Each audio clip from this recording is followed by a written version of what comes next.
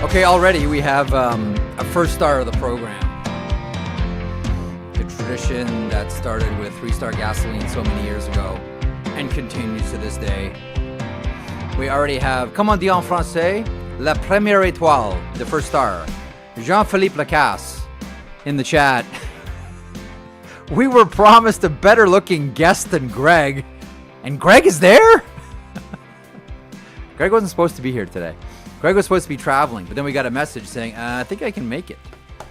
So in order to keep things consistent around these parts, Greg will be aboard here in a couple of moments. We were promised a better looking guest than Greg, and Greg is there. Well, you don't have to watch the live stream, I suppose. Or you can avert your eyes, just look away, I suppose, if you want to do that. Welcome to the program. Staying alive, hey? A disaster avoided for the Carolina Hurricanes. Eastern Conference final. They finally win a game in a signature game by, as much as, Freddie Anderson with the shutout.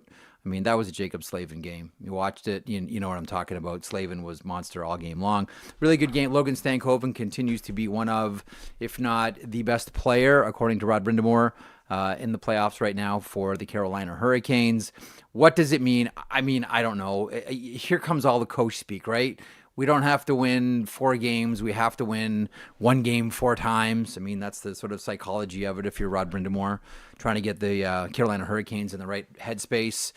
But really, if you're like a cynic like me, you look at it and you say, Carolina Hurricanes going to beat the Florida Panthers 4 times in a row? I mean, it would be nice if we got this to a game 7 again, just like I'd like to see Dallas and Edmonton go 7. But then again, I want to see most series go 7 games. Anyhow, congratulations to the Carolina Hurricanes. They get back home. They are tucked away, and they are still playing hockey. We're going to talk plenty about the NHL. We'll talk about the PWHL. Congratulations, Minnesota.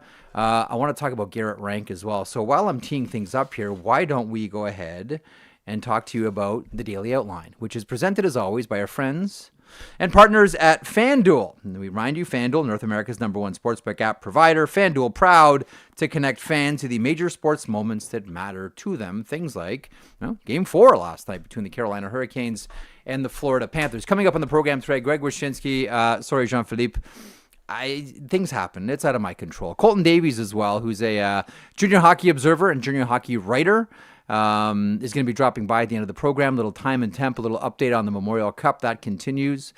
Big matchup tonight, Medicine Hat and London. More on that in a couple of moments. Carolina Hurricanes survive. We got a preview of Dallas and Edmonton tonight. We will talk about the Memorial Cup. We will talk a little bit more about coaches around the NHL as well. And yeah, congratulations to Minnesota. 2nd year in a row. They cannot be defeated. PWHL Walter Cup champions. With that, let's bring aboard the man from Raleigh. I believe he's there. He is the one and only Greg Wyshynski. And before he comes to us here, as I get everything in order here, because I'm horribly, horribly organized, as Zach will tell you, this segment and this guest, sorry, Jean-Philippe, is a presentation of Budweiser. Budweiser is encouraging buds to make time for playoffs, not excuses. Every goal, every check, every win is better enjoyed with your buds. Phone a bud, text a bud, ping a bud, and call out their excuses for bailing on the playoffs. After all, the playoffs are the most wonderful time of the year. Make them count. When it's springtime, it's go time, and it's time for us to go to Raleigh and say hello and good afternoon, good evening, good morning, depending on when you're watching and listening, to Greg Wyshynski. Hello, Wish. How are you? Well, we can't hear you, so we can see you, much to Jean-Philippe Lacasse's chagrin. So we'll try to fix. So sorry, Jean-Philippe Lacasse in the chat. Unfortunately, if you just wanted to listen to Greg. Is that better? There we go. Hello. We got you back. Encore une fois. There we go. We got you. Technology is our friend or no? I was struggling with trying to figure out how to get this room situated to do the show. It's not a very conducive room to doing the show. Can you give us a little quick 360, or is that are you hardwired? Dude, I have this thing jerry-rigged within an inch of its life right now. The last hotel I stayed in here in Raleigh was great. It was like it had depth of field. It was real Spielberg like existence for me. And now it's just like it's not. It's very, very tight. Zach wants to know if you have your Shure mic there, so we can get some cleaner audio. But by the way, now every time I have it hooked in. Do I not? Here, I'll reconnect. Okay, reconnect. And I got to tell you, like, behind Greg right now is a map. And I don't know about you, but every time I see hockey commentators talking in front of maps, I think of Carter Hutton. One day, I don't know if he's ever told the origin story of why he has a map for his background. Not that I'm against it. I really like it. I think I've told you the story before about the first time I went to Brian Burke's house. One of the things, this is when he was, we were working together in Toronto. One of the things that I was struck by was his map collection. Berkey collects maps, and the thing that I like best about these old collections of maps that Berkey has, if you read anything about ancient map makers before they sort of understood what the whole world looked like and named everything, there were areas of every single map that were uncharted, and the map makers would write on the map, "Here be dragons." Which I always like. I always wanted to call a podcast "Here Be." I'm giving away all the good stuff. I've always wanted to call a podcast "Here Be Dragons," but nonetheless, here be Wyshynski in his New York Mets cap. I decided to put on a Mets hat. I wasn't happy with my hair. I got to tell you, I was fully expecting to go home last night. I was expecting to go to New York, get a little haircut, get ready for the Cup final. Like. Yeah, and it didn't happen. But it didn't happen for the reasons that I expected it wouldn't happen, which is that Carolina scored the first goal, which is something they hadn't done yet, and something that when they do, they don't lose. Yeah. And the Florida Panthers continue to be a team that doesn't quite know how to close out opponents as well as maybe you should if you're going to be a back-to-back Stanley Cup champion. But it's all right.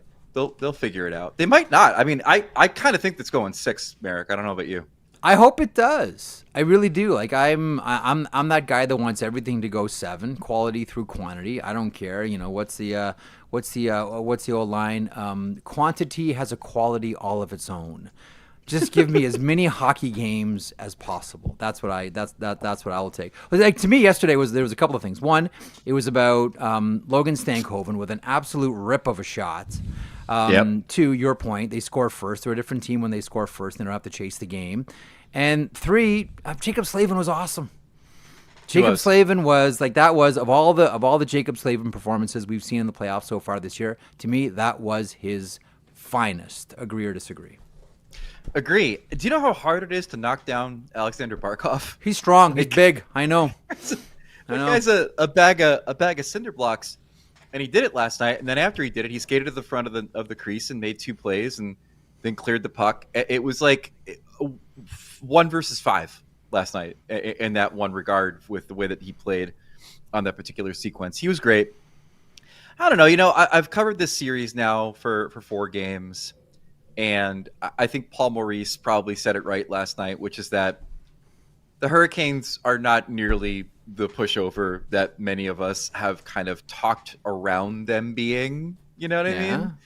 And then the Florida Panthers aren't nearly the disappointment that many of us probably feel they were last night. I like when teams don't go out meekly. I like when teams exhibit pride. I like when teams pull up their britches and get out there and show why they belong at playing at this time of year. And I think the Hurricanes had one of those nights last night. And like Jordan Stahl told me after the game, he's like, these guys didn't want to go home yet. Now, when he said that, I said, but by virtue of winning the game, you are going home. But I mean, I guess he means like Thunder Bay, like not seeing each other for a few months going home. Yeah. No, it was a great win. I mean, and again, Freddie Anderson has that unique ability to kind of parachute back in after being yanked in game 2 and benched in game 3 to play really solidly. He's an interesting fellow. He's always going to be a bit of a conundrum, I think, when it comes to his goaltending. And his I don't know. Can we pause on that for 1 second? Because I'm with you. Sure. Like, I don't know. For some goaltenders, it's hard to bounce back, and it's hard to park everything that's most recently happened. Freddie Anderson is the opposite of that. I think you're so right. And this is like his entire career. He can have a couple of clunker games, get pulled, someone else goes in for him, Kachetkov or whomever, and he'll come back and he'll throw up bagels like that, like he did yesterday. Yeah, like he's that guy. But, I mean, he's always been that way. Operative phrase though is couple clunkers of games is the operative phrase, which is that it's the somewhat operative inconsistency. the operative term is hospital bracelet. That's always been the problem with Freddie Ant. That's what you want to talk about dancing around something. That's what we're dancing around here. The issue is the hospital bracelet. I thought about that. As I was doing my big free agent board for tomorrow and writing about Nick Ehlers. Anyways, you're right. But so we both think it's probably going to go 6, and hope so. The reasons I think are probably because Carolina is a different team at home most times. I mean, early in this series, I don't know what the hell happened against the Panthers other than like I said earlier on Twitter, they're the most blood in the water team I've ever seen, where they get 1 and all of a sudden they get 5. And maybe that's why things got a little out of hand. But, the Hurricanes play well at home. They clearly are a team that needs to score first in order to get to their game and feel better about themselves. Yeah. And if that happens, I think we go back. The danger zone for the Panthers, and I don't think we're going to be looking at NHL history here, Marek, insofar as the 5th team to ever rally from a 3-0 deficit to win a series. But yeah. I do think there's a bit of danger here in the sense that their inability to close out series and combined with 2 very significant injuries. Now, Paul Maurice believes that Sam Reinhart and Nico Mikkola are both going to come back in this series. Like, that is the extent of their injuries. We have to go with what he said. But you take Reinhart off that power play, it goes 0 for 8 over the span of 2 games. And you take Mikkola off that blue line, a guy who's arguably been their second best defenseman in these playoffs. I mean, like, if we're being honest. And it was a different vibe last night. They couldn't really find their swagger. They couldn't find their game. They couldn't find their legs. And those guys are out for a little bit. It could be a spot of trouble, maybe. I don't know. I looked at that game last night, and I kind of thought to myself, and this might just be, I imagine that this is what the game was going to look like, so I was trying to find evidence of it as the game was going along. It's the opposite of just reporting on what's there, but it just looked to me like they were looking for an easy game in open ice. Like that's what the Florida Panthers are doing. Like, we want an easy game in open ice. We want to close this thing out, shut them down in 4, and be tucked away and rest. And hopefully Dallas can extend here against the Edmonton Oilers. But that's what I saw. But when you think about the Florida Panthers, you think board battles. And you think, cross checks, and you think like hard areas, and you think, but you don't think of like, we're going to play a nice easy game in open ice. We've seen plenty of teams do that, and spoiler, it doesn't work, not in the playoffs. But that was Florida trying to get away with one. Like there's an old saying: if you give a player an excuse not to hit, he'll take it every time. Sorry, most players will take it every time, right? Right. It looked like yesterday the Florida Panthers just wanted an easy game to close out and maybe thought, you know what, to your previous point, maybe Florida's just going to go down without a whimper. Just going to go down meekly. Really nice and quietly. Which is weird because I feel like they get horny hitting other teams. I feel like it's the kind of their kink. Is like hitting other teams and punching them in the face and crushing them with checks. Yeah. So you'd figure they'd be into it. I don't know. Honestly, I don't know. Happen. I don't know that many guys really love it. Like, ask any of the, even ask like Sam Bennett, like, hey, do you want like an easy game where you don't need the recipe for ice at the end of it? Every guy's going to tell you like, yeah, we can have like an easy game and win 4-2 and no one's got bruises and we're all good to go. We can actually sleep and, not have to take, sleeping medication to get us to bed because there's no bumps and bruises when we roll over. Players will take that every day. All the time. On your behalf, I will go to Dmitry Kulikov next time I see him, and I'll say my partner on the podcast believes that you would rather play a game like Cale Makar than check people on the ice. Is that true? Would you rather do that than pummel people and use your giant body to hurt others? Look, they're going to be fine. I do. Of course. I'm just confused by it, dude. Like, is there something systemic about that laissez-faire attitude? No. They lost 2-0 to the Leafs in Game 6. They lost 3 straight games to the Oilers in the Stanley Cup Final. I mean, ultimately, they won those series, which I guess is probably the most important takeaway from all of this psychoanalysis we're doing. Mm-hmm. But they literally could have packed in a week in Cancun if they wanted to by winning last night until they had to play the winner of Dallas. I think and it was like, now they have to fly back here and they have to play a really tough game tomorrow night. I think that is it. if Florida would have swept and Edmonton Dallas went 7, what is it, 11 days or 12 days? Yeah, it would have been tucked insane. away. That was like 2007. Remember Ottawa had like 2 weeks after the conference final to play the Anaheim Ducks. And they're all like, calling everyone from the Viper room, like, hey, come on, we're not playing for another couple of weeks. Come on, let's go. And I was like, what are you guys doing? Next thing you know, they're bowing out in 5 to the Ducks, going like, what happened? Well, you had a 2-week break and you spent it in the Viper room. Yeah, and I think Boston also had a significant break before the St. Louis series too, in the Stanley Cup final, if memory serves as well. But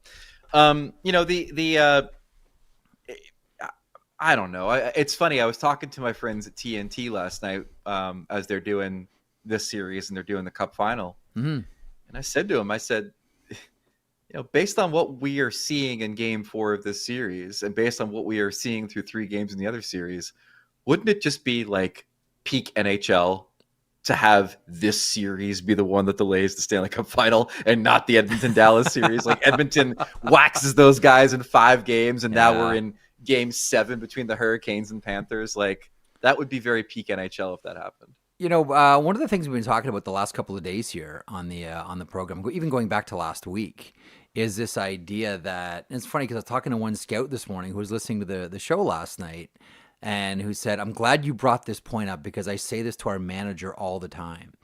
And that is, we put so much of a premium on speed in the NHL. The whole game is marketed around speed. Look how fastest game on ice. Look how fast these guys are.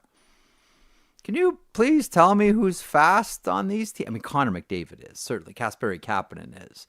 But can you please tell me who's fast here? And this person I was talking to this morning brought up a really good point. Said, especially in the playoffs, when the gap is so tight, when do guys even get a chance to get to top speed? Like in the playoffs, more so than the regular season, like you don't have ice to do that. So you can say all you want about speed. Come playoff time, it's more about how hard can you compete. Like, I love Barkov. Everybody does. You've heard the joke. He's finished for Bergeron. We all know it, right? He's incredible. He's one of the slowest players in the NHL. Watch Matthew Tkachuk try to get around the ice. I assure you he's not Pavel Bure, but these guys all compete hard. And in the playoffs, it's not so much trying to get to top speed as it is trying to smash guys and will your team to a win. Because you look around. Where are all the fast skaters? They're all on a beach somewhere. All golfing. I mean, if you're gonna do a little bit of like physics, and you do like mass time, mass velocity, Mikko Mikkola probably is the fastest guy in the playoffs. As far as straight ahead speed, that guy gets going. It's amazing. It's like watching the Concorde fly, or a Condor, I guess. Everyone bounces off of him. It's funny you should talk about Tkachuk skating, though, because when he got called for that dive last night, which I thought was a terrible call, everybody's just like, don't the refs know that this guy just falls down sometimes? Because he's just not the strongest skater. Well, okay, so I first of all, it was a bad call, but it was a terrible call. Yeah, it was a bad call, but to me, that was a reflection of right now officials are sick of the diving, so it's going to be like, you know what, on a 50-50, no one's getting a break. If there's a small piece in your mind, do you think he may have gone down easy? Call it. This is the officials trying to correct it. I'm not going to make this MVSW official debate corner. We do this every couple of weeks, but like, the official who called the dive wasn't going to call anything. His partner behind the blue line makes the call on the trip. Mm-hmm. And then the guy who didn't call anything was like, look, buddy, there's a reason I didn't call that. And it's because I think this guy dove. And then he called the dive. Like, that's how the sequence played out. And it was just a bad call. But I'll tell you something. Last night, I mean, I think lesson learned for the Florida Panthers. This series cannot be played on special teams. I don't think that's really where it needs to be played right now. Until Reinhart gets back, I think it's advantage Carolina if this thing is not played at 5-on-5. Did you see Garrett Rank last night on the Robinson offside goal? Something new is entered. Please. Something new. Tell Something me more. new. Can we play it? Zach, do you have this one queued up? I don't know why, but you know me. I'm trivial. Like, I got a tiny brain. This stuff tickles my brain. Okay, this is Garrett Rank last night calling off the Eric Robinson goal. That at 13:33, the play was offside.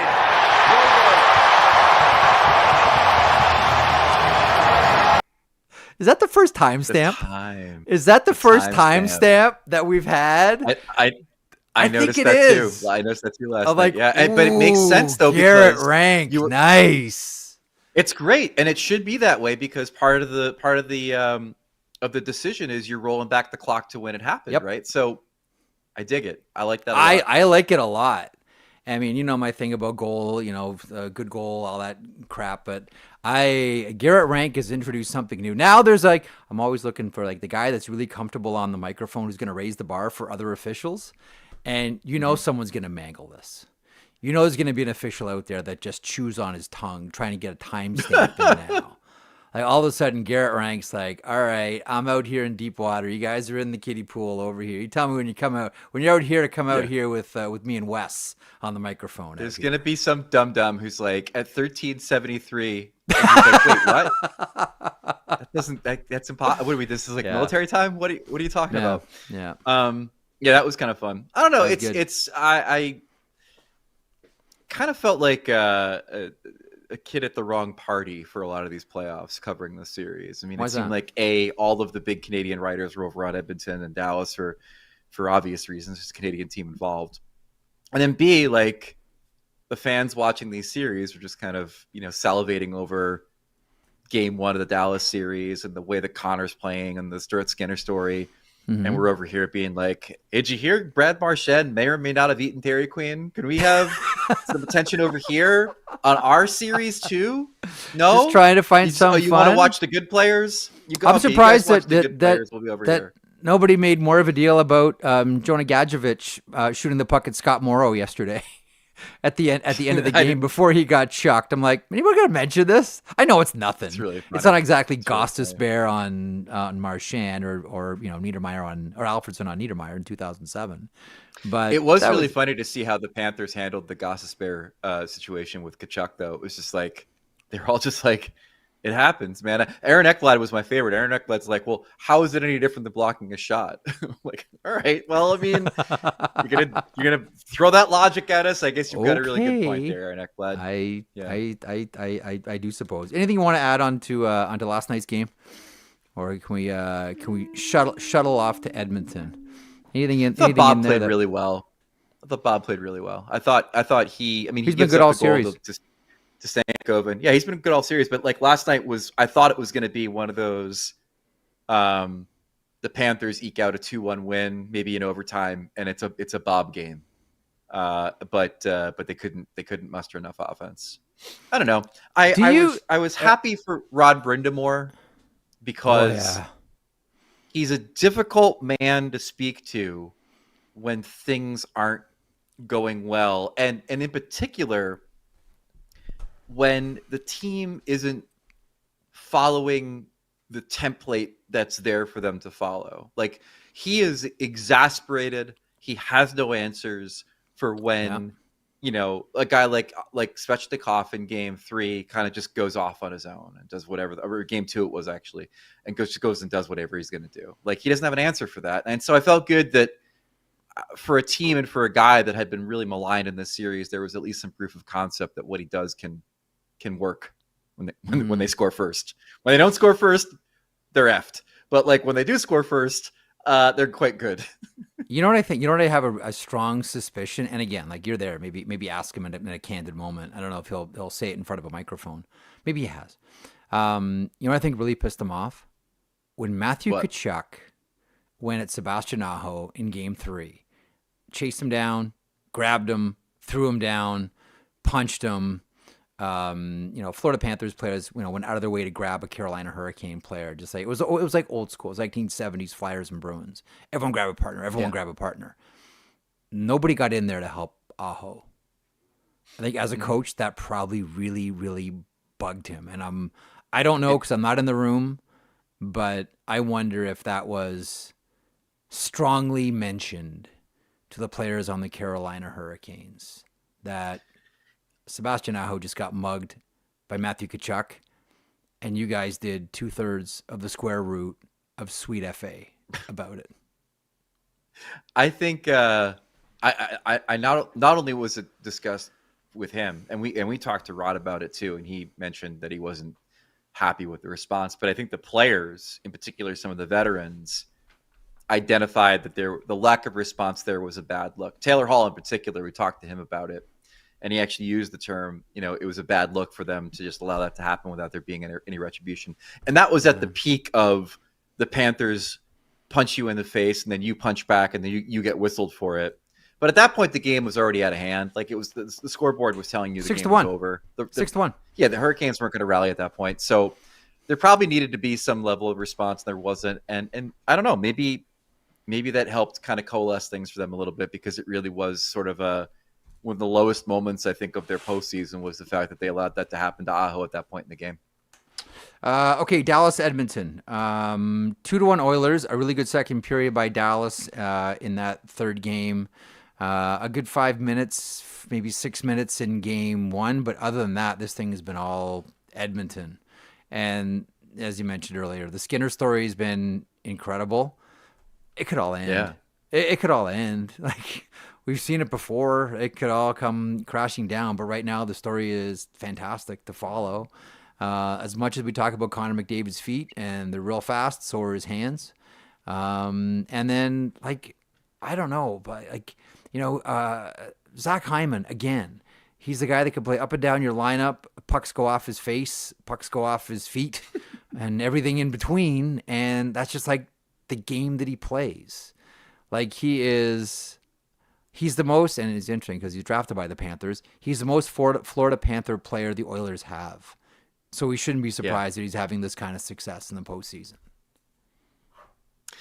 I think it's interesting that Dallas and Carolina were kind of are in the same boat, which is that Carolina played a pretty good second period in game 3, and it didn't amount to anything because the Panthers ended up getting the goal that broke the 1-1 tie, and then all of a sudden they're off to the races.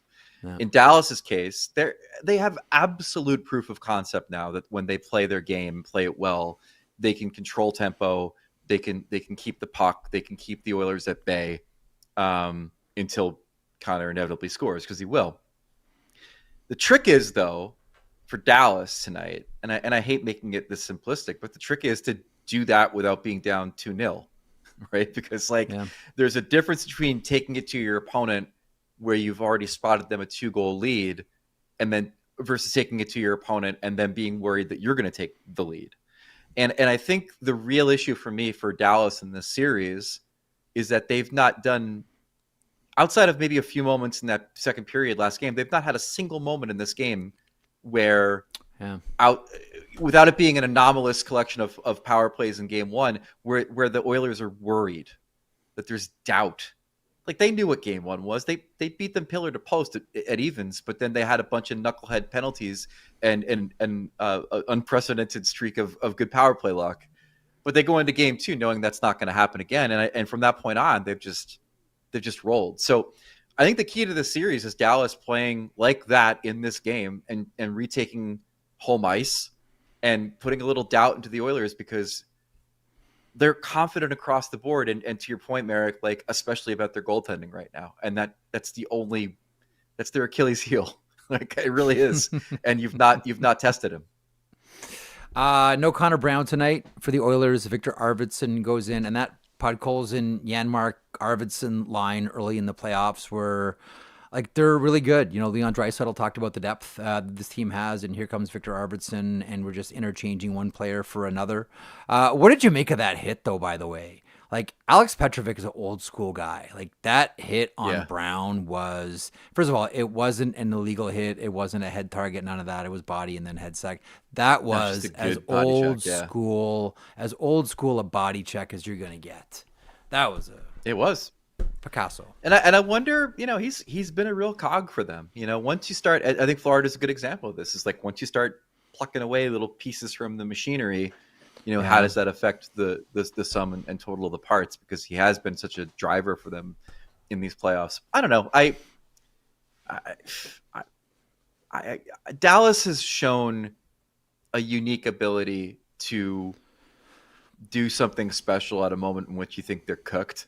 But but they're playing a team that really has hit its stride. I famously have picked Dallas to win this series, and famously have picked Dallas to win the Stanley Cup. As you know, Jeff Marek, only 2 pundits in the entire ESPN family still have their pre-playoffs Stanley Cup selections alive right now, because everyone. Who did you have? Did you have on the Golden Knights, and everyone took the bait on the Colorado Avalanche?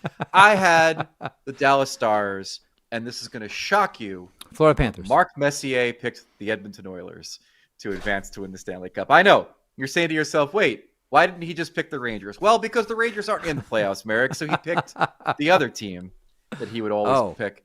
So, I mean, like, I there's a reason I love him, and it's because of these moments in which, they get just shellacked in game 1 against Colorado and then respond. And then they're playing, they lose in Winnipeg and they bounce back. Like, there's all these little signposts along the way that this is a special team, and we'll see if that's right or not. I mean, tonight is the test. If you lose tonight, they're cooked. Okay, hang on a second. Absolutely cooked if they lose tonight. Johnny Lazarus in the chat with a great line. Wish is straight out of the Sandlot today. You do look like you're from... You got that Sandlot look about you today. First of all, Laz, I haven't heard your Gaudreau's interview. I heard it's really good. It's so congratulations. Excellent. It's fantastic. That was a tremendous show today.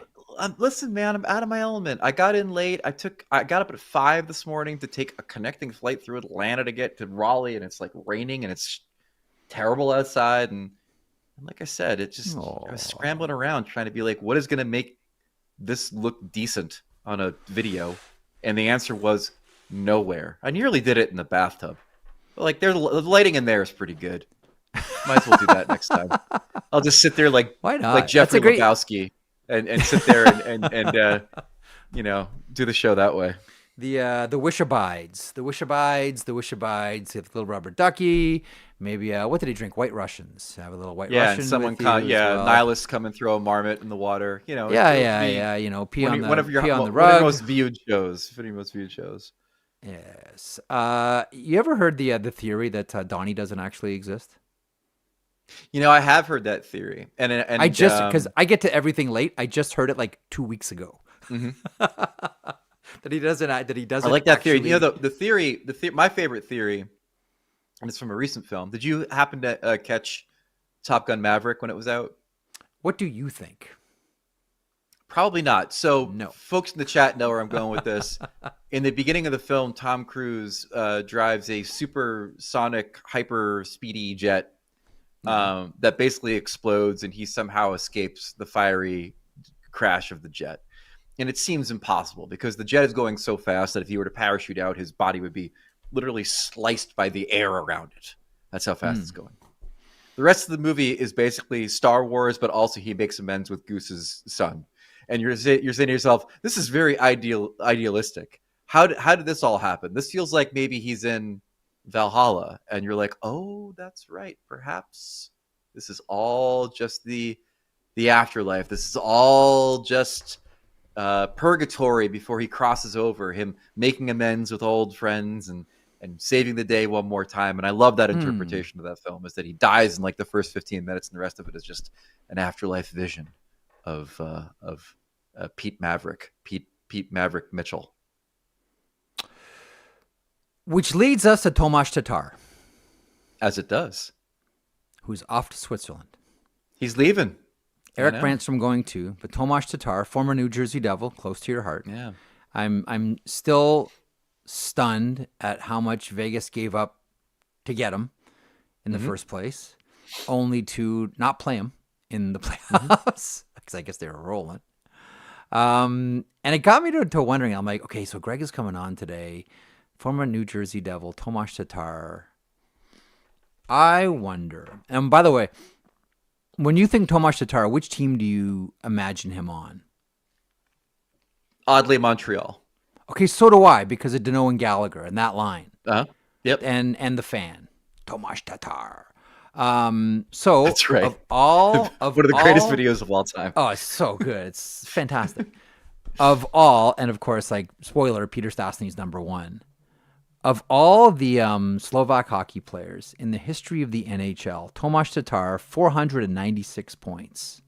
Wow. Okay, and 927 games. Like a really nice career.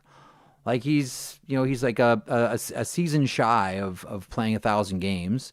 So that might be a little bit tough. But still, where do you have any idea where that ranks amongst Slovak hockey players? I'm cheating because I got Quant Hockey up in front of me. Give me some of the names. Where is he in the scoring ranking? Peter Stastny, 1,239. Peter Stastny is a great forgotten name in hockey. If you look at the 80s, I've told you this before. If you look at the 80s, the high-flying 80s where everybody scores 1 million goals and gets 1 million points, Wayne Gretzky is number 1. Peter Stastny is number 2. And Peter Stastny is important to me because he was a Devil very late in his career. Mm-hmm. And it taught me two things. One, it taught me the gravitas that some players have. Like, it was a big deal for the Devils to get Stastny. And, he was past his prime. He wasn't going to solve many of the problems that they had on the roster. But the idea that Peter Stastny was going to be your center was a big deal. And I had to kind of learn as a kid why that was. The second thing is he was the first player I ever watched or experienced where I understood the concept of the hands never go. The wheels go, the legs go, a lot of it goes. The back goes. Oh, yeah. But the hands never go. That man made some amazing plays while he was with the Devils that didn't involve anything but flipping the wrists, and it really imprinted on me as a kid. One of my favorite players. It's funny. When I look at this list, I realize how many Slovak players I've just adored their entire career. So Stastny is right up around top of my list. And number 2 might be another top fiver for me, and that's Marian Hossa at 1,134 points. And then we have a run of Peter Bondra and Marian Gaborik and Pavel Dimitra and Miroslav Shatan, who I believe you're a big fan of as well. I'm a huge fan. Ziggy Palffy, Zdeno Chara, Joseph Stumple, who we never talk about, had almost 700 points in the NHL. Then Anton Stastny, and then Tomáš Tatar at 11th. If we're gonna go Stastny first, would you put Hossa or Chara second? As far as most important players? Or even just best? Oh, for me, Stastny. For me, Peter Stastny. Well, Stastny's first. Stastny's then who's first. Second? Who's second, Hossa or Chara? Wow. I know. Oh, God, that's so hard. It's so hard because you can't quantify a lot of the Chara of it all. You know what I mean? He would score. We know how good he was. We know the wingspan, but you can't quantify what he was on the ice, and that was the eighth wonder of the world. I would probably go Chara, but the thing that just gives me a little bit of cause for pause, I don't think he ever had 60 points in a season. Like Torrey Krug did on the Boston Blue Line. I don't ever think that Chara did. I never even thought that he got up to 60 points. But still, to your point, he was Shrek back there. And there was that time. There's 2 or 3 years where whenever Bergeron and Chara were on the ice together, nobody else touched the puck. Right. It was insanity. It was it's your break glass, in case of emergency moment. Hey, Claude Julien needs something here. Needs some possession time. I just make sure Chara and Bergeron are on the. I'll go as much as I love Hossa. And I've never seen him. The old saying, you can't give a great player a bad pass. Guys would throw it in his skates, no problem. Guys throw it behind him, yeah, no problem. He'd pick it up like he was playing lacrosse. I'll go Chara too. And Hossa probably is one of those guys that is in the Sons of Yuri Lettinen that probably should have won a Selke at some point as a winger as well. But I'll go Chara too. The thing I'll always remember about Chara with me and you is that when we used to talk about fighting, when there was fighting in hockey, and we used to talk about who's the best fighter in the NHL, and we both have the same opinion, which is that it's Chara. Yeah. And it's hard to quantify it because no one would ever fight him. Like that time he punched through time and space when his fist hit David Kochi. I remember once. Yeah. In a fight. Colorado fight. He was something, man. Chara Chara is the kind of player that you talk to your grandkids about. Like, I got a chance to see this guy who was like the size of the Chrysler Building, but he would also just be the best player on the ice most nights. Yeah. It was insane. It was insane. He, my Lady Bing theory with him, right? With Chara? No, tell me.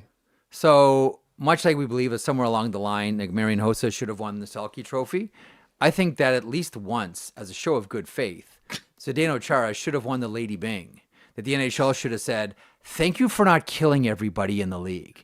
Because if he wanted to, like, he could have, not for like what he did, but what he chose not to do. Like, he could have had like the biggest body count of any player in the history of the game and chose not to. That is worthy of the Lady Bing. This is kind of like the definition of tyranny, I believe. Like the idea that you should be lauded for not killing your subjects or something. Yeah. By the way, Tomas Tatar leaving the Devils is fine. He won't score in the playoffs next year, which means it's status quo. And the other one who leaves for Switzerland too, Eric Brandstrom, who like 5 minutes ago, like in the Mark Stone trade, was like the big piece going back. Yeah. Right? Like when Vegas had those 3 picks in the first round, it's Cody Glass, Nick Suzuki, and Eric Brandstrom. And everyone's like, Ottawa just got the next Erik Karlsson. Oh, the Brandstrom How are you trade. giving it? What are you doing giving trade up? years from now. Yeah, exactly. Did not work out. The things that happened. I have a quick thought on Matthew Darche and the Islanders. Happy to see him get a shot. Everyone I've talked to about him really likes him. And you know, these things can go one of two ways. I mean, sometimes you're going to find someone who has been deserving of a shot and really takes off when given the big chair, or you maybe run into a Paul Fenton situation where somebody gets mentioned for jobs over and over and over again, and then it doesn't necessarily translate to being able to do the big job. I hope for the Islanders' sake it's the right hire. I'm intrigued what they do this summer. Like they've got some, I think, cap flexibility, and they have the want and need to really add something. They're at the point, I think, Marek, with that organization where obviously they make the Lou move in an acknowledgement that they've got a big, shiny, pretty building that needs to have some excitement in it, either through playoff success or a difference maybe in play. And I'm intrigued to see if John Collins he used to be with the NHL. He was Steve Mayer before Steve Mayer got hired. Did the hiring here. Like, he is a businessman at heart. And I imagine that there is a certain conversation he has with Matthew Darche about the type of product, because it is a business, the type of product he'd like to see the Islanders become. And so I'm intrigued to see what those plans look like going forward. Step number 1, let Matthew Barzal talk. Put him in front of every camera and every single microphone you can find. To me, that's the guy. That's the big personality that you have on this team. More Matthew Barzal all day long. Do you put them in the Marner Derby? Yes, I put them in the Marner Derby. I put the Carolina Hurricanes in the Marner Derby. I put Utah in the Marner Derby. Detroit Red Wings in the Marner Derby. I do. Do you think Chicago's too far away from Marner? No, I think Chicago would. No, I think Chicago would be in the Marner Derby as well. Like, honestly, like I know that, and I've used the line before about how there's going to be a cattle auction for Sam Bennett, and there is. There's going to be like a lot of teams that want to get that side of beef, but like Marner's going to have cajillion teams lining up too. Can I ask you a question? No. What's the percentage chance of Bennett re-signing with Florida? Pretty good. Yeah, I think put it like 60-40 he stays. I was always taught in my career, don't F with happy. If you're happy, find a way to stay. Well, the other part of it too is that you F with Matthew Tkachuk's happy if you let Sam Bennett leave, because they've been a dynamic duo basically since maybe even Calgary days. What percentage chance do you put on Marner re-signing with the Leafs? It doesn't feel like that's going to happen. So like 0% chance? No, I would never go 0. I would never go 0, and I'd never go 100. I'm a weasel that way.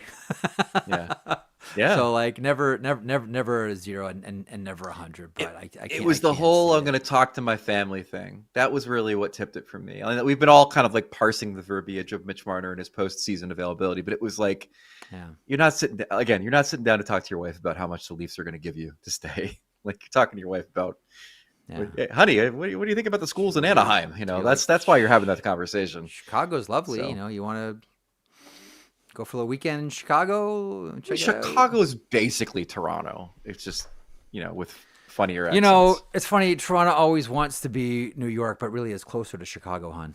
It's definitely closer to Chicago. Yeah. It totally is closer to Chicago than it is New York. Toronto wants to be New York, but it is Chicago. That is, I think you and I have been on that. Have we talked about that before? It feels like something we've talked about because it is.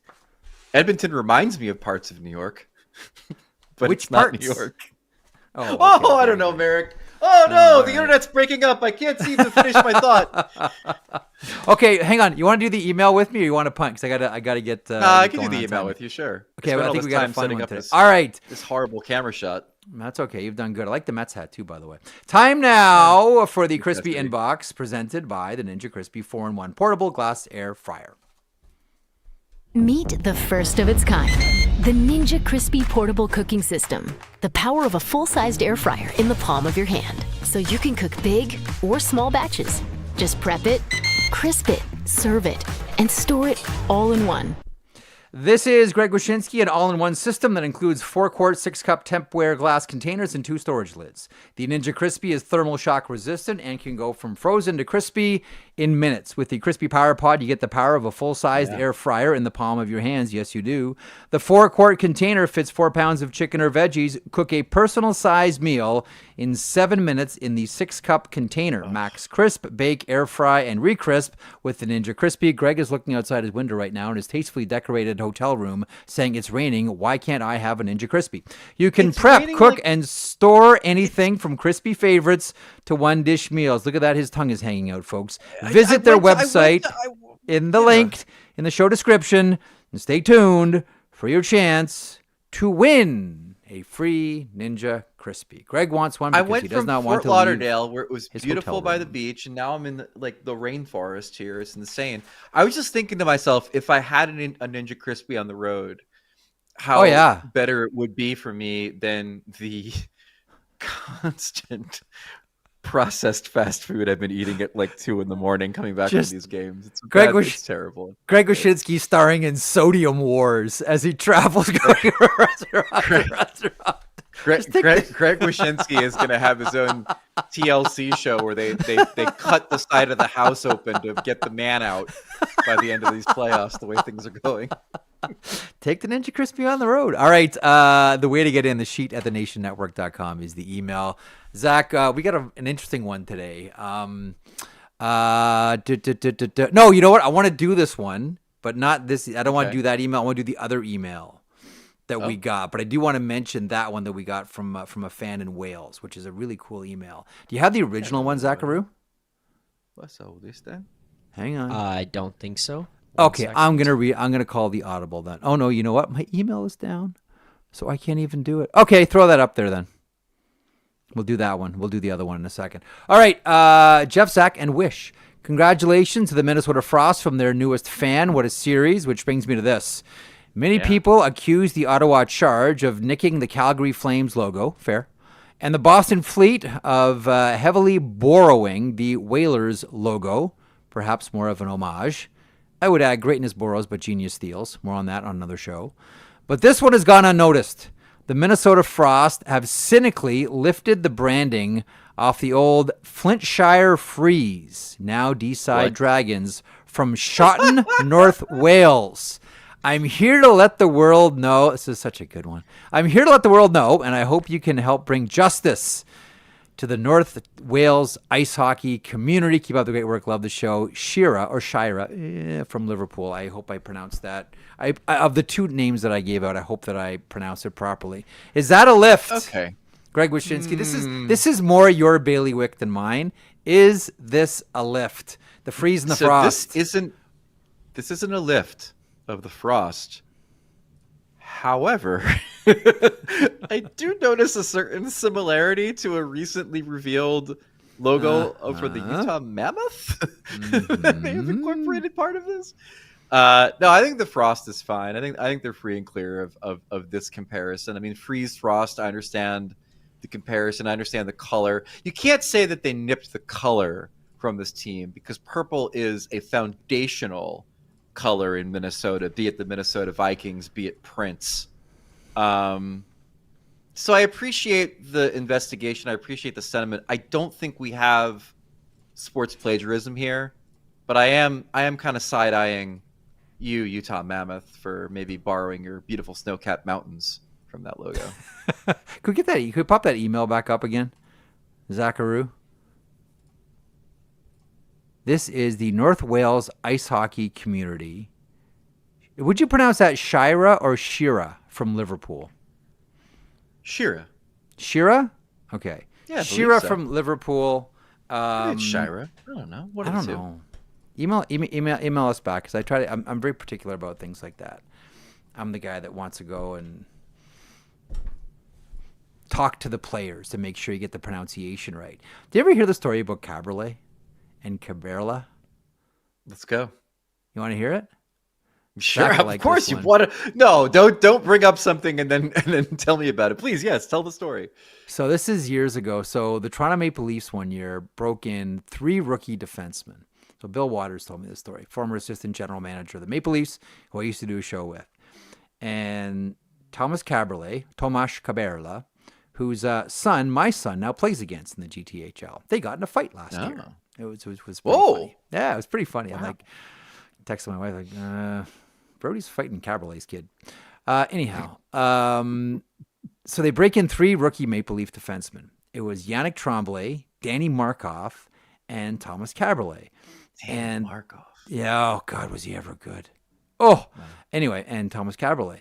And there's one reporter in Toronto who keeps referring to him as Tomasz Kaberla. Tomasz Kaberla. And Billy says, I go over to him and I said, hey, what do you call number 15? He goes, Tomasz Kaberla. And he says, his name's Thomas Caberlet. That's what we're calling him, Thomas Caberlet. And he says, no, Billy. I went and talked to him in the room, and he told me his name was pronounced Tomasz Kaberla. And Waters says to me, he said, I went to the report, I said, oh, really? Go ask him how he fucking pronounces cheeseburger. It's Thomas Caberlet.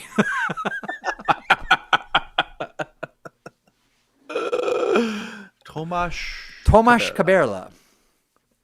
But I do admire that. Anyhow, enjoy the rest of your afternoon, Greg Wyshynski. What's the rest of your day going to be comprised of? Hopping on old ESPN around 6:30 to talk.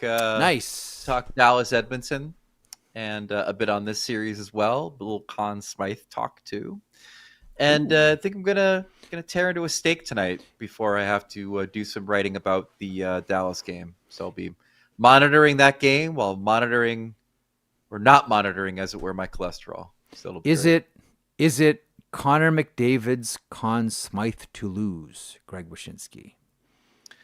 The problem for Stuart Skinner is that it's for the totality of the playoffs, correct? Unlike other leagues, and I think that's where you kind of get into a situation where, look, we all know how good McDavid is. We all know how good the Oilers are when McDavid is good. But ultimately, the difference between losing and winning is your goaltending. And at this point, it's Stuart Skinner. Could be Pickard again, but right now it's Stuart Skinner. I'm intrigued by his candidacy. I'm also intrigued by Bobrovsky's candidacy because I think him and Bennett are probably the 2 guys on Florida if they win. And wouldn't you love to see how many zeros it would add to Sam Bennett's bottom line, where he just get away with a Conn Smythe into unrestricted free agency? 50 points, $10 million. And everyone's going to go, I'll take those 50 points if it gets me a Stanley Cup. No problem. Don't you think it's funny that in the same free agent class we have Mitch Marner and the anti-Marner in Sam Bennett? Like it's kind of incredible. Like 100 points in an early exit or 50 points in a cup? Yeah, 50 points in a cup, and a guy who plays the antithesis of how Marner plays in the playoffs, punching people in the face and being engaged physically. And you want to take it one step further? Represented by the same agent, Darren Ferris of Cortex. Bum, bum, bum, bum. Oh, the intrigue of these two. Okay. Enjoy your steak dinner tonight. Enjoy your writing. Enjoy your ESPN hit. And we will enjoy you in 7 days. You be good. Thanks, everybody. Thanks for hanging through all of the usual technical difficulties that makes Marek vs. Wyshynski's a memorable show. Bye. But we got a cool Mets hat out of it, so it doesn't matter. We got a Mets hat. We got a Mets hat. Do we have Colton standing by? Because I want to do some Memorial Cup talk here. And that was fun with Wish. But I want to get some Memorial Cup talk here. All right, Colton Davies is our good friend. Junior hockey writer, junior hockey observer. Bon vivant, man about town, the man covering the Memorial Cup and has for quite some time. He is Colton Davies from Daily Faceoff, and he joins me now on the sheet. Colton, first of all, thanks for putting up with a goofy schedule. Been trying to get you on for a while. Stankoven, Lafreniere jersey in the back. That's really good. I appreciate that. I like that. First of all, before we get to the Memorial Cup, I know you're a big Logan Stankoven guy.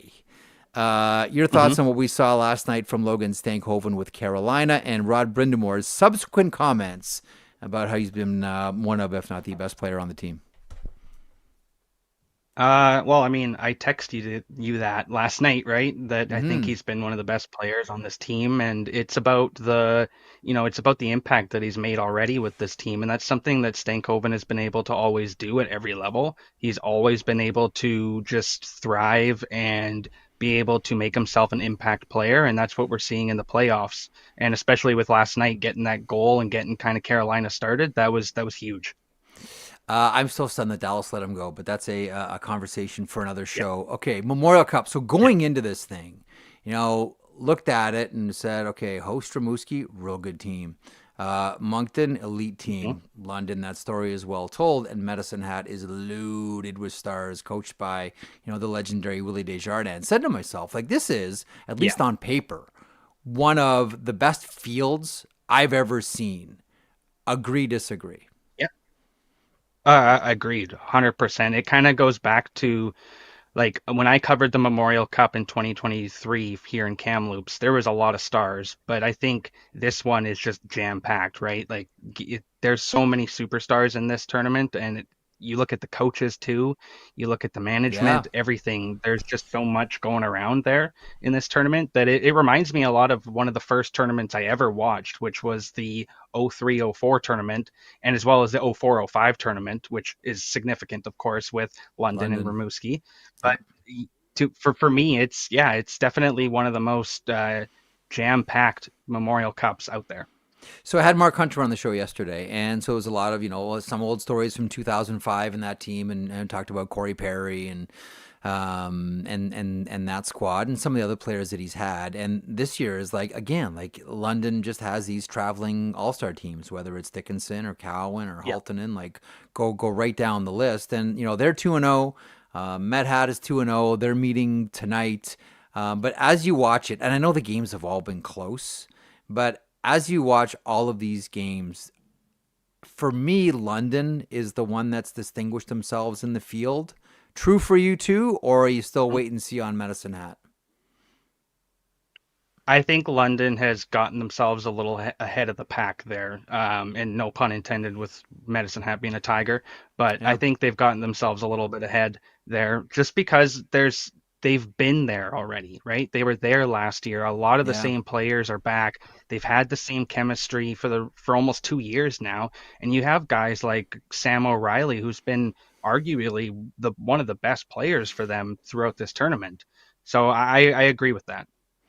Sam O'Reilly, and Edmonton Oilers first round pick as well. So tonight's going to be a fascinating matchup. Like I love this tournament. This is one of my first hockey loves, is Memorial Cup. I mean, I go back to like the Hamilton Finn Cup, New Westminster Bruins days when I was a kid watching junior hockey, and New West would come in and kick sand in everyone's face and win the Memorial Cup and laugh all the way back to the Western League. So Willie Desjardins versus Dale Hunter. It is the London Knights facing off against the Medicine Hat Tigers. What do you look for tonight, Colton? Well, I think it's a lot what everybody is looking for, and that's a statement game from Gavin McKenna, especially against a super team like London. I personally think it's going to be the best game we have probably maybe ever seen at the Memorial Cup. And this is definitely a game that I think is going to be the championship game as well. Are you surprised that Moncton hasn't pulled ahead? And by the way, condolences of course to the McDougall family. Just awful. Taylor losing his father-in-law, as announced by Gardner after the game yesterday, with a heart attack while playing golf. But are you surprised that Moncton hasn't? I mean, there's the thing. Gardner McDougall's a winning machine. Whether it's St. John Sea Dogs at the Memorial Cup, whether it's UNB like the Reds, like. Everywhere he goes, the wins follow, and then another impressive, season this year for Moncton with him at the helm. Does the Moncton performance surprise you, Colton? Yes, it does, because they are a good team as well, right? They went all the way. They won the Quebec League, and they're a team that, like you said, has Gardner McDougall right behind them, and a guy that has won everything under the rock. And this team, for some odd reason, though, just can't seem to get it together. It's only defensemen who have scored so far for Moncton. It's Dylan Gill, who's a Tampa Bay prospect, and then Etienne Morin, who's a Calgary Flames prospect. So they need a little bit more. And Caleb Desnoyers was a guy that I thought would have a bigger tournament, and he's been a little bit silent. Who would it's interesting. He'll be a top 10 pick at the NHL draft at the end of June. How do you see him fitting? Just a quick little sidebar here. I've been barking a lot about Brady Martin with the Sioux, the Florida Panthers effect here, and see how high he can get. Where do you put sort of Caleb Desnoyers in that draft mix? Everyone seems different on Desnoyers. For me, in my own little mock draft or whatever I have created, I don't see him getting past like Philadelphia or Boston. It's similar to your opinion with Brady Martin. I think that is just a crucial player that you kind of need for playoff performance, and a player that you need in big impactful games. So I see Desnoyers going between that, the 6 and 8 slot, 6 and 9 slot. Yeah. Let me bounce around a couple of names here for you real quick. Ryder Ritchie, Medicine Hat Tigers. I know you love him. I got your text last night. Yeah. He's been phenomenal, right? 3 goals, 4 points. He's up there with Cowan and McKenna right now, and Oasis Wiesblatt as well. But I mean, Ryder Ritchie is having a performance of the ages, and tonight, watch out for him to get that first goal once again. Yeah, it's gonna be a big night. London faces off against Medicine Hat. That's tonight's game with the Memorial Cup in Rimouski. Speaking of Rimouski, let me get your thoughts on one player that really captured imaginations at the World Juniors this year, and that's Eric Smateko. Who, of course, is a Washington Capitals prospect, because they're all Washington Capitals prospects, it seems. You have a thought on Mateko, who, by the way, you want to talk about a haul? The Timo Meier trade was big, but that was the biggest haul the Europeans ever gotten, a team in the history of the QMJHL with a couple of first-round picks. Eric Smateko, your thoughts? Oh, just a phenomenal player. One of my favorites out of the queue right now. A guy that I think is going to be just like an Alexei Protas. He's going to be a very big, impactful player for the Caps in the future here. Yeah. I love him. I'm waiting for him to have a big game, and that'll probably be in the next coming days when Moncton plays Rimouski. Of course, they're going to play for the final to see who not for the final, sorry, but to see who gets eliminated, of course. Yep.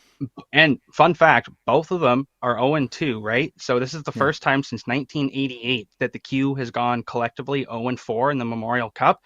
Guess who won the Memorial Cup in 1988? Was it Laval? Medicine Hat. Oh, it was the Hat? Oh, was that Trevor Linden's team? Yeah. Yep. So a little fun. It kind of all comes back. It's neat how that kind of works. We might see Medicine Hat go all the way this year. We shall see. Kelly Rudy will be happy if that does happen, to say nothing of Willie Desjardins, Gavin McKenna, and the rest of the Medicine Hat Tigers. Thanks, pal. Let's get another update at some point. Maybe do a tournament wrap after this thing is all done. It is such a great tournament, the Memorial Cup. Colton, thanks so much for stopping by to share your expertise, my friend. Anytime. There he is, great Colton Davies, who covers junior hockey for us here at Daily Faceoff, catching us up on the Memorial Cup. How much have you watched? I know we talked a little bit about it yesterday. Did you watch anything last night at all? Did you watch any of that love from yesterday at the Memorial Cup? No? All right, well, get on it tonight. No, I missed yesterday. Tonight's going to be a banger. Tonight's going to be a banger, dude. Tonight's going to be awesome. Medicine Hat in London, superstar names. I think we're all wondering what's going to happen with Gavin McKenna here. Like, just to be blunt, it's kind of one of the elephants here. Like, is Gavin McKenna staying with Medicine Hat? Is he gonna go to play Division I, Michigan State, Penn State? Like, these are the three names that I keep hearing around a lot of players, including him. I don't know. This one's going to be a fascinating game. This one's going to be great. A lot of stars, a lot of action, a lot of fireworks. So you expect a 6-5 game, so it's going to be 2-1. Yeah, exactly. That's the way it goes. This one will be one I'll be watching. Yeah, for sure. It's going to be a good one. All right, we got one game on the go around the NHL this evening. It is conference final time. Remind you, as always, daily outlines was earlier. This is games on the horizon. Don't forget, FanDuel, proud to connect fans to the major sports moments that matter to them. Roster updates available at our daily face-off fantasy feed. We got the one game on the go around the NHL tonight. It is the Oilers facing off against the Dallas Stars. Jake Ottinger starts. Rupe Hintz' game time decision. You know what game time decision means around this time of year? I'm not going to tell you he's coming in. More times than not. Stuart Skinner 99%. Starts. That story continues, and as we mentioned with Greg Wyshynski, Victor Arvidsson is in, Connor Brown is out, and still no Matthias Ekholm. And what do you think of that? I think it's not. I think there's also a level of comfort because it doesn't feel like it's needed right now based on how they're playing, which is a weird thing to say in the playoffs because you want those guys back. But I feel like they're kind of looking, going, our defense has been really good. Troy Stecher has been really good. Yep. If you're not at 100%, like the other thing that I thought was interesting, Jeff, you remember when he was injured, it seemed like they were going to announce the season was over.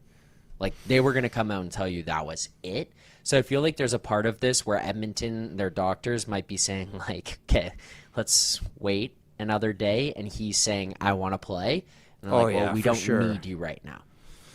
You know, right. So I feel like that might be an element of this as well. But I was partially expecting the 11-7 in this one. I wonder if it was Dallas winning the series 2-1, if we'd see 11-7 today, and we'd see Ekholm in. That's what I think. Yeah, I agree with that. All right, on that, we'll wrap. I want to thank Colton Davies for stopping by, and Greg making his regular stop here on Tuesdays as he got to Raleigh early. Tomorrow, Mario Cecchini will stop by. He's the commissioner of the QMJHL. In advance of Rimouski and Moncton at the Memorial Cup, and then we'll have somebody else as well. I got a couple of people in mind.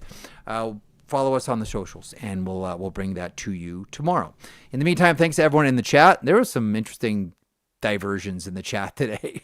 It's always hard to get your eyeballs off of that. Thanks for watching on YouTube. Listening to your favorite podcast platform. I really enjoy having you aboard on the show here. Subscribe, shoot your likes over, all of it. Do your due diligence for us because we're told it matters and you matter. So thanks for having you aboard. We will talk tomorrow, 3 o'clock Eastern. Don't forget tomorrow. And by the way, if you get a chance, if you didn't already watch or listen, go back and listen or watch the Morning Cup of Hockey show from this morning with the Goudreau family. Just a beautiful, beautiful program by the boys. Tomorrow morning, again, Morning Cup of Hockey, 9 a.m. Eastern, DFO live at noon, and then our little act here at 3 bells. Got it? We're back tomorrow. Talk to you.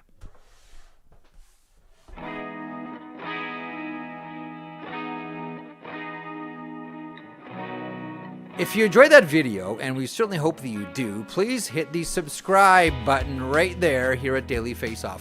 I will put this lineup up against any hockey lineup anywhere. It all gets underway at 9 o'clock Eastern with Morning Cup of Hockey. That is Johnny Lazarus. That is Colby Cohen. Then at noon, it's DFO Live. And then 3 o'clock Eastern, The Sheet. Get caught up on everything in hockey.